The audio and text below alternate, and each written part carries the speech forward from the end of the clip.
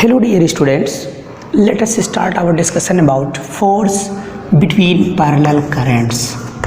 Force between parallel currents. So, and after that we have to define the SI unit of the current, that is ampere.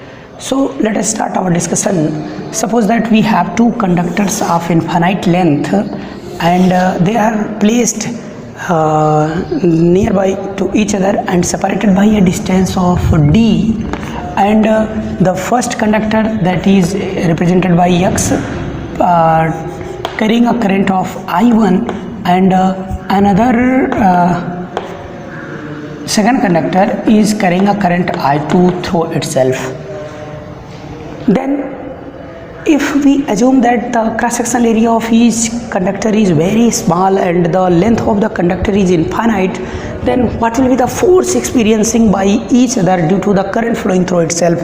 For this, to calculate the force acting between two parallel currents, let us assume a point on the second conductor and try to calculate the magnetic field at this point due to this conductor. So if the perpendicular distance of this point from the conductor is d, then what will be the value of the magnetic field at this point due to this current carrying conductor? So we know that in our previous lecture we have studied that when there is a infinite length of conductor and straight conductor and there is a current flowing through itself, then at a distance of r there is a magnetic field that can be defined as mu 0 I by 2 pi r. So with the help of this formula we can easily calculate what will be the value of the magnetic field at this point P due to the current flowing in the first conductor. Suppose that at this point the magnetic field is represented by B1 because the magnetic field due to the current flowing in the first conductor. So the magnitude of the B1 will be expressed as mu 0 I1 divided by 2 pi d. Okay, this will be the value of the current flowing, this will be the value of the magnetic field in which this second conductor is placed, because at every point placed on the second conductor can be assumed in the same magnitude of the magnetic field and whose value is mu 0 I by 2 pi d. So if we take a finite length of this conductor, suppose that this is the finite length of a conductor and the length of this conductor is taken as L, then what will be the force experienced by this length of the second conductor, which is placed in uniform magnetic field mu 0 I1 by 2 pi d. So we can calculate the magnitude of the force experiencing by this conductor, and because this is placed in uniform magnetic field, and we earlier have studied that when any current carrying conductor is placed in a uniform magnetic field, then it experiences a magnetic force that can be provided by the formula F equal to I into L cross B, where I is the current that can flows through the conductor and L is the length of the conductor which is placed in the magnetic field of a uniform magnetic field value. So what will be the magnetic force acting on this conductor of length L if we represent it by force experiencing by the second conductor due to the current flowing in the first is equal to I, the current flowing in the second, that is I2 into L cross of B1. Okay, now what will be the direction of the B1 and what will be the direction of L1? Let us discuss. Because there is a current flowing in the first conductor is along upward direction, so if we put this wire in our right hand, then if the direction of the current flowing through the conductor is indicated by our thumb, then the direction of curling of finger indicates the direction of the magnetic field. So because this wire is placed at the right side of the first, so if we put our right hand at this point, then we are getting that the direction of the magnetic field at this point will into the plane of the board. Okay, so direction of the magnetic field is into the direction plane of the board, and the direction of the L can be considered as along the direction of the current flowing through the conductor. So the current flowing through the conductor is in upward direction, so direction of the L can be considered as along the current.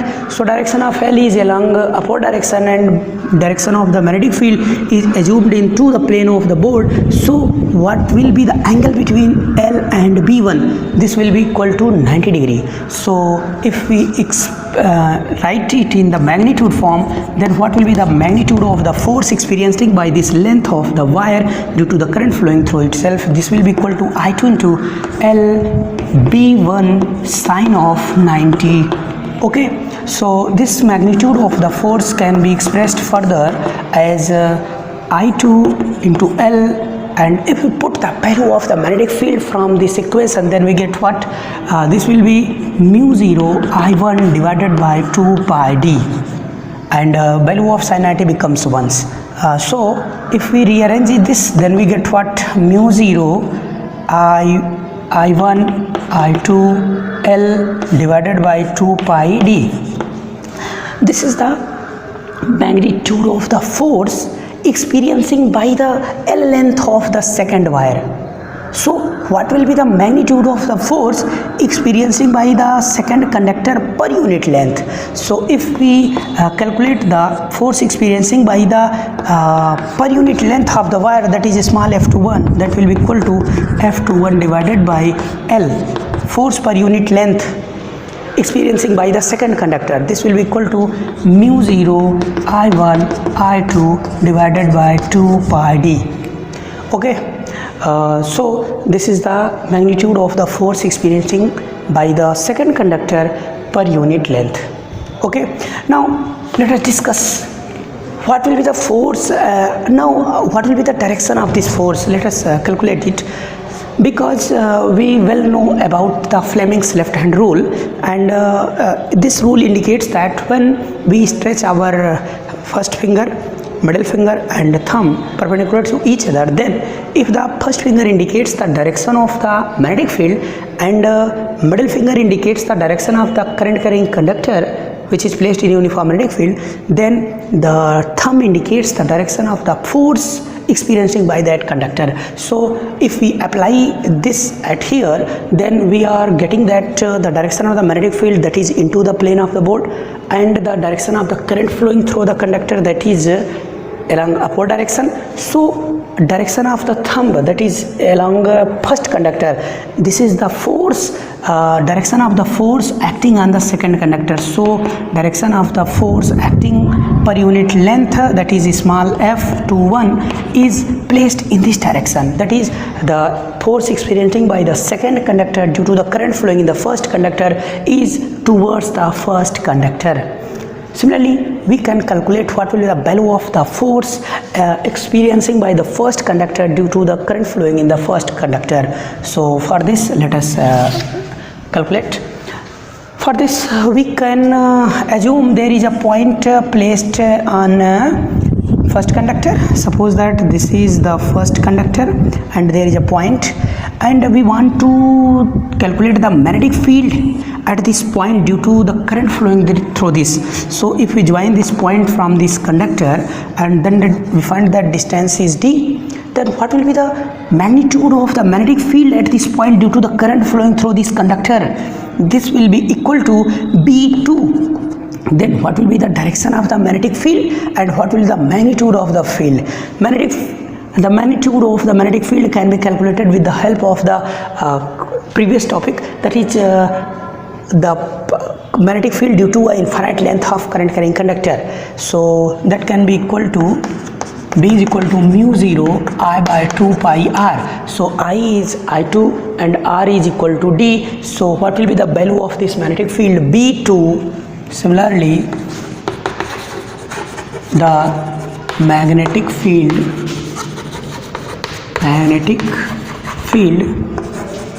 due to the second conductor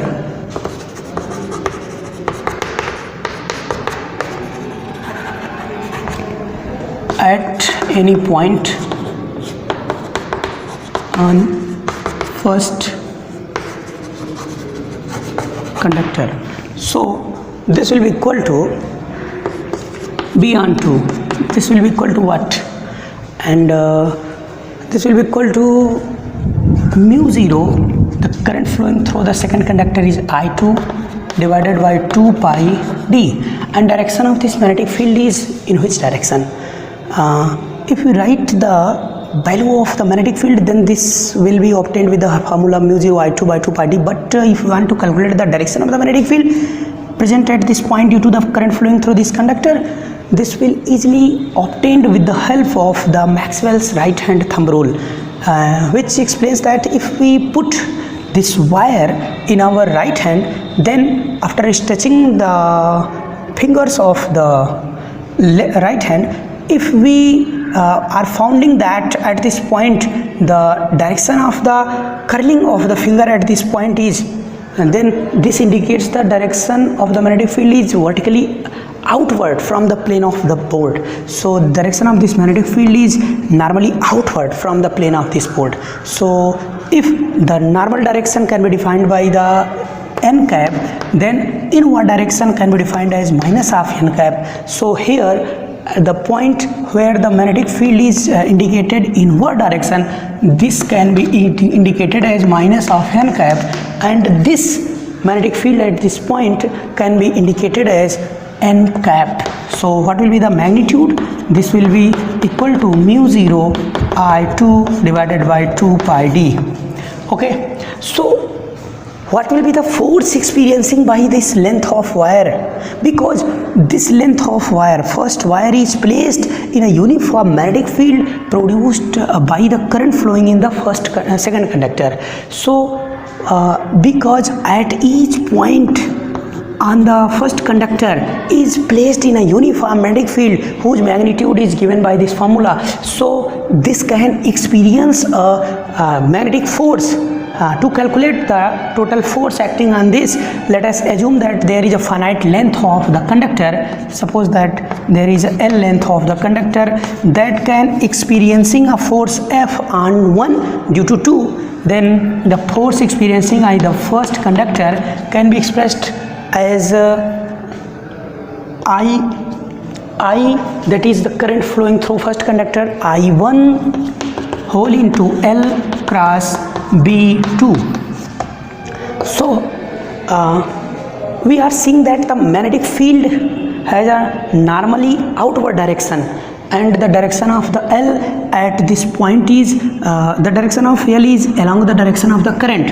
So L is vertically upward and B is what normally outward. So angle between L and B is 90 degree. So if we explain it and we are getting to the magnitude of this force, then we find that I2 into L into B2 sine of 90. If we put the value of B2 from here, then we get what? This will becomes mu 0 I2 divided by 2 pi d. Okay, so from here we get F12 is equal to mu 0 I1 I2 L by 2 pi of d. So what will be the net force per unit length experiencing by the first conductor? What will be the value of the force per unit length experiencing by the first conductor? So it can again write it as F on 1 due to 2. So this will be equal to F on 1 due to 2 divided by L. So this will be equal to what? Mu 0 I1 I2 divided by 2 pi d. This is equation number 2.